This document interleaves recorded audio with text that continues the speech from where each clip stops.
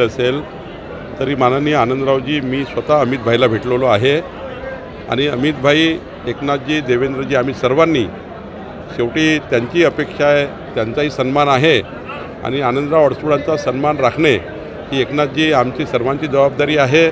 त्यामुळे सन्मानपूर्वक आनंदराव अडसूळजींना त्या ठिकाणी आमचं केंद्रीय आणि राज्याचे नेतृत्व त्यांचा मान सन्मान त्यांची उंची राखेल असा मला विश्वास आहे आणि त्यामुळे बोलले असतील तर मला वाटतं तेही निर्णय करतील। सर, ज्या पद्धतीने नवनीत राणांना आधी अडसूळांनी विरोध केला, काही वेळेपुरता विरोध राहील, शेवटी जेव्हा अंतिम होतं तेव्हा शेवटी निर्णय होतो विकसित भारताचा, निर्णय होता मोदींच्या गॅरंटीचा।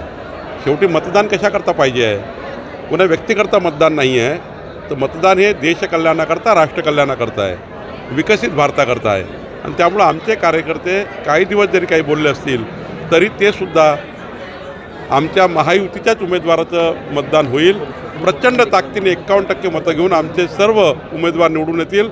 राष्ट्रवादी काँग्रेस असेल तिथे आम्ही सर्व मदत करू, जिथे एकनाथजीचे उमेदवार असेल तिथे आम्ही 100% मदत करू, एकही माणूस आमच्या विरोधात जाणार नाही आणि जिथे भाजप असेल तिथे एकनाथजी, अजितदादा आणि महायुतीचे लोक मदत करतील, आम्हाला कुठली शंका नाही आहे।